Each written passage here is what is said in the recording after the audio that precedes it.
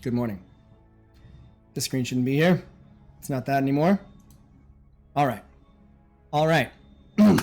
Good morning. Welcome to the Nostrocker Morning Review. I am Nostrocker. This is the morning. We shall review. I am once again a little bit miffed, a little bit thrown off today. I have experienced once more the curse of the league. The end of the rank always involves some sort of fuckery. Sometimes it's just a random lose streak. Sometimes it's that you forget like the second step in your build and you lose to something completely expected. I was playing ZVZ yesterday. I had this problem with my wall. Oh my god, I just realized it's the same problem that started the same that ruined the game both games. At the last game of the day, each morning. Okay, the wall. I got that figured out, right? I'm like, I know how to make a wall now. Fine. I'm figuring out where to put it so that there's no little holes. I know where I gotta put the queen. Everything is good. So I'm making my plays, playing the game. I got the guy Diamond. He's a little bit intense. And maybe this is actually part of it. I see the Diamond border and I'm immediately a little bit like, okay, serious. So I'm playing, everything's going fine. I've got the wall. I see that the time is like, oh, we're getting pretty close to potential lings, so we might as well just throw that queen over there, plug that hole, which I now know how to do. Great. No queens. There are no queens. Why are there no queens? Because I just didn't make any. I just did not make queens. Literally, every game I have played, I have done queens. I don't always do hatch first. And then I do the pool. I always make the queens. And I didn't make the queens. I don't know. And, of course, during this game where I did not make the queens, there were lings that came in. And then it fell apart. It was just pointed out to me by my good friend, Browntown, that I reacted poorly to this, just like I reacted poorly to a very similar situation yesterday. I reacted a different type of poorly, which is good. Last time I went crazy over macro because I lost an overlord. This time I went crazy over ling response because I lost a lot of drones. But I made like 18 lings or something, which would have been 9 drones, which would have basically been the mineral line as it was at that point. So I probably almost had the larva to fix it right away. But I made a bunch of lings. And then I didn't do anything with the lings because I didn't have ling speed. So then I made a baneling nest and tried to pivot and kind of never caught up. And then I did this whole like bounce back and forth between army and units, which I don't know. Is that ever a good idea? I mean, I guess the thinking is like you want to have some army in case they come back, but you also need to get some unit or some workers in case they don't come back. But if you just kind of do both, I don't know. Is that even good? Or are you like just not really in a good situation either way? Like maybe you just want to commit to like, I'm going to drone and I'm going to hope that he just took his victory and went home. And then maybe he'll just die because he floods lings, or, you know, make a shitload of army. But that just immediately sounds like the wrong call. Just making a bunch of army because like he was planning on that attack. He is still in his build space. You know, his like 5, 6, 7 minute opener is still on track. It's actually going really well for him. And now I am trying to pivot to a totally different thing. Because I freaked out. I don't have a specific response planned, so I'm just like trying to make decisions on the fly. And like, I think I'm a couple of years away from being able to make informed decisions on the fly about modifying whole builds. Maybe not a couple of years away. I can make some decisions, but I'm clearly not making the best ones. Okay, so that was a little bit maddening. But it's not all bad. Otherwise, this morning was like pretty decent. I did have another interesting situation with like something I wasn't prepared for. Actually, no, this wasn't something I wasn't prepared for. I thought it was something I wasn't prepared for. But it turned out it was actually, once again, a bad response. I was playing against Terran, and I'm not sure if the distance on Golden Wall is smaller than on other maps, or if it's just that I was late. I think I accidentally made too many drones, so I was like 1 drone late on my second hatch, and then a little bit later on making my lings. Anyway, he got the Reaper in a little bit before my lings, so I was immediately kind of thrown off. And I sent the lings over, and then it turns out this is one of those guys that you start to run into now in Platinum, where he kind of knows what he's doing with the Reaper. So he's pretty good at like microing it around. And I am not the best at it. So I start thinking like, okay, what is going on here? And I start really looking at it and I start trying to micro these lings around. And then I noticed that it killed some of my workers. So then I made a bunch more workers.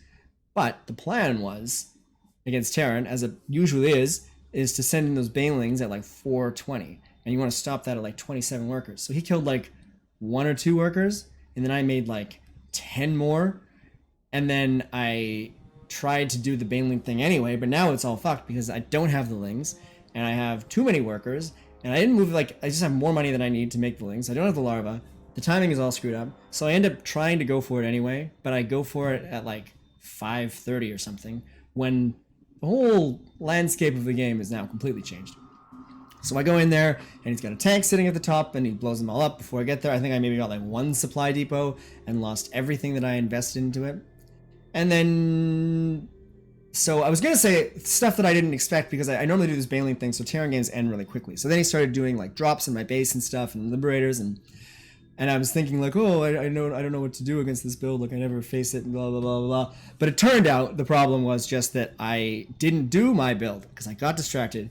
I went back and looked at the replay and I could have 100% done exactly what I always do. At 420, he had 5 Marines and 1 Reaper. At the second that I was supposed to break through that wall, he had 1 tank that was like 5 seconds into production. So by the time it came out, I would have already, the game probably would have ended already because I should have had like 12, 18, 20 lings already there, like 5 or 6 banelings to blow up the wall, which was exactly what I expected, just a normal wall.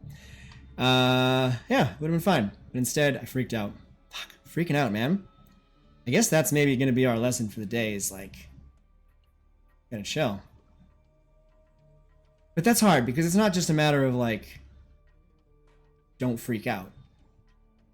It's also a matter of know what to do, right? Know how to respond, know what your options are. Oh, so there's some study involved there. Anyway, that's that. That was a little bit intense. There was some good. Okay, I did say there was some good. There was some good. I played a bit of a longer game, like a 20-minute game against a Protoss guy where I tried to do this sort of standard sort of roach thing, but he had immortals.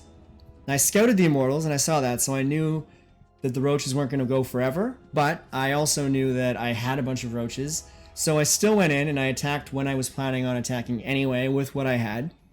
And the fight was like, it stayed on his side. Maybe he did a little counter, I don't know, but it went okay. Actually, I do remember yelling at some point that, like, I screwed it. Oh, no, that was different. Okay. At one point, I accidentally hit the wrong button, and I made, like, a whole round of, Overlords instead of Mutalisks. And I thought the game was going to be over, but the guy didn't follow it up. He just, he was all right. So, I managed to come back on that one. But this one was good because I saw that he was, doing something that was going to counter what I was doing. So instead of panicking and not doing anything, I sent in what I had. I got as much value as I could out of it, and then I made my tech pivot, and I kept scouting a little bit. I saw what he was going to do, and I guess he did what is pretty standard, right? He went like, he backed up his immortals with some Archons and some big dudes, some War of the Worlds fellas, Colossi. So I saw what was going on there, and I did what you should do. I made some Corruptors, and then I made a couple of Broodlords just in case, because they're fucking great. And I went to some Lurkers, and there was, you know, some back and forth, some push and pull, but ultimately, it all worked. Actually, the combination of Corruptors and Lurkers on top of a, like, Hydra Roach army, it was a very effective army. But out of all of those, I think the Lurkers were the biggest one. The guy just didn't have Observers with his army, I guess. I actually forgot. I always forget that Lurkers are going to give me more supplies, so I usually don't end up making as many as I intend to. So I was supply capped, so I only had like 4 Lurkers, I think. And they survived like the whole time. They were just good. They were just great. And he didn't know about it, so he had like a few Zealots. I guess he was just like pumping out low-cost units probably, and yeah. And it went fine. So this was like, I'm definitely feeling the sense of like being able to see the whole game now and understanding like getting better at understanding what people have and what they can have and what I can do in response. You know, like I had a big problem before. I've been doing bronze to GM style mostly. Still kind of doing it, but also playing with builds. But it was just Hydra, Hydra, Hydra, Hydra, Hydra. And that works sometimes. It works when it works, and it works when you're really, really quick about it, but it gets countered. I mean, it's just one unit, right? It's more likely to be countered than not, if you think about it. So that was good. I was feeling pretty good about it.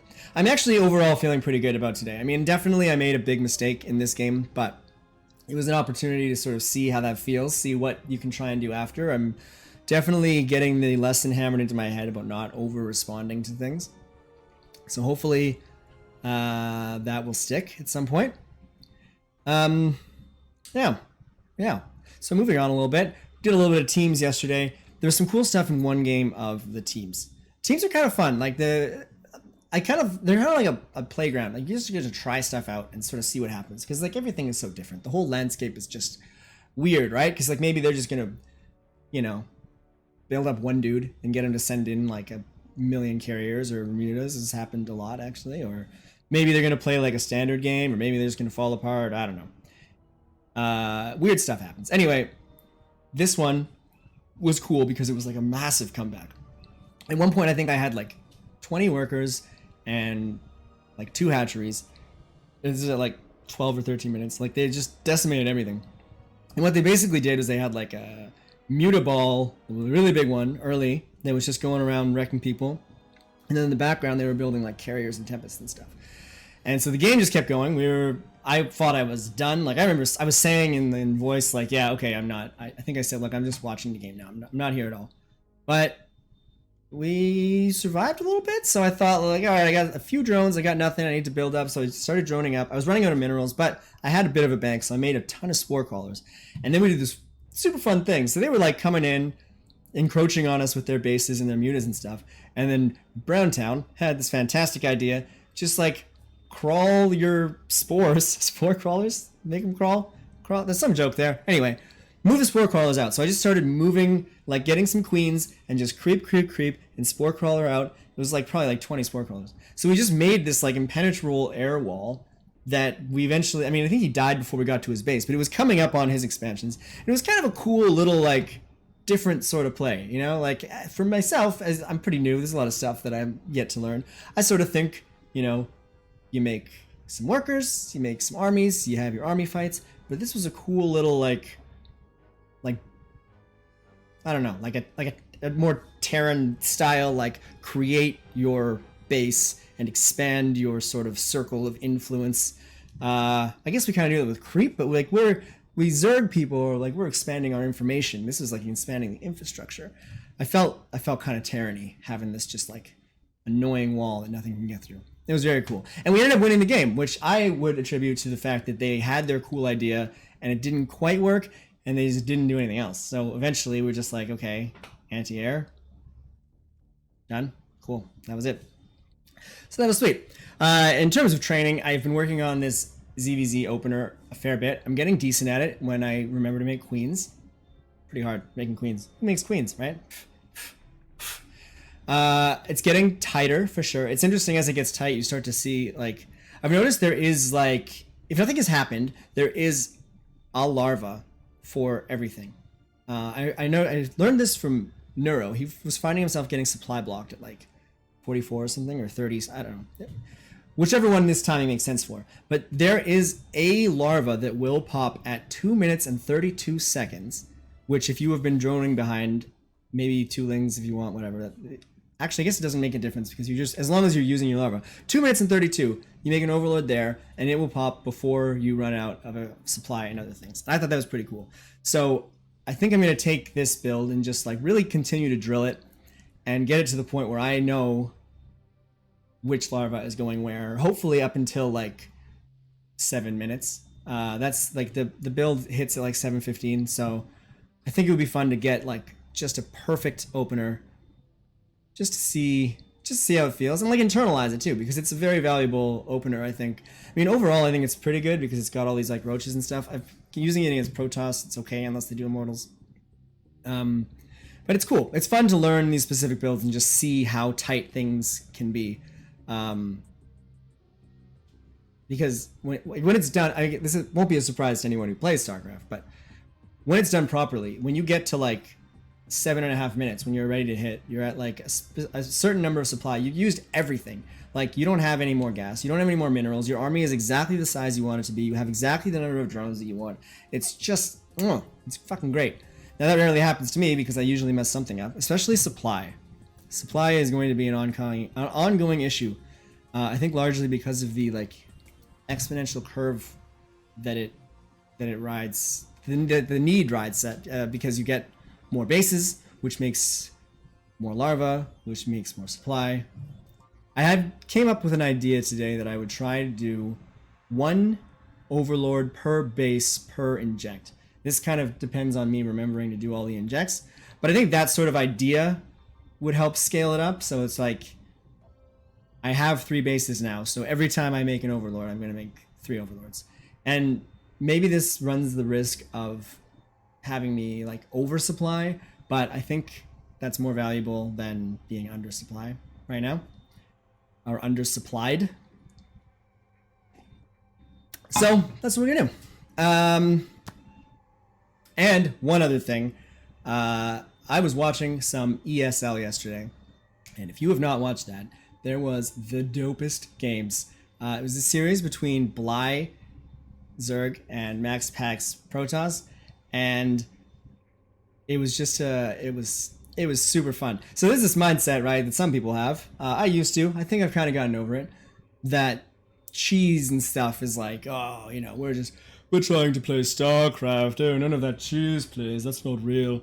These guys were just both just fucking jerks. Like, it was like cannons versus proxy hatches the whole time. Just the weirdest stuff. At one point, they almost fully traded bases. Not like a base trade, like killed each other's bases. Like, the Nexus was in the Zerg side and the hatchery was on the Protoss side. They literally did have those. They just didn't quite fully establish themselves. But it was crazy. It was super, super fun. And it's one of those games where, like, watching that game will really illustrate that all of this, everything is fair. You know, everything is fair game. There was weird stuff being done, and it was just being responded to with weird stuff. It was so fucking goofy, and I kind of loved it. So definitely check that out. I don't know where it was. Blind Max Packs. It was on yesterday. ESL.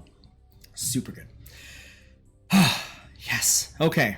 You know, I feel a little bit better after talking through all this. I mean, absolutely, it sucks when you make these big mistakes, but every big mistake is like a pretty heavy lesson that sticks with you. You remember that time that you didn't make the queens? I mean, hopefully you do. I don't know. And you know, it was a fail upward, right? The fail before was that I didn't know how to make the wall properly. The fail this time was that I made a little bit of a hiccup. And like, that's better. Mistakes happen. Like, lack of knowledge is worse. Okay. I think that's it. I think we've covered everything.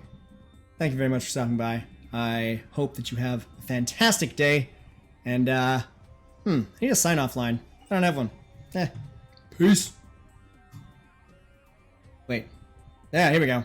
Aha. All right, bye.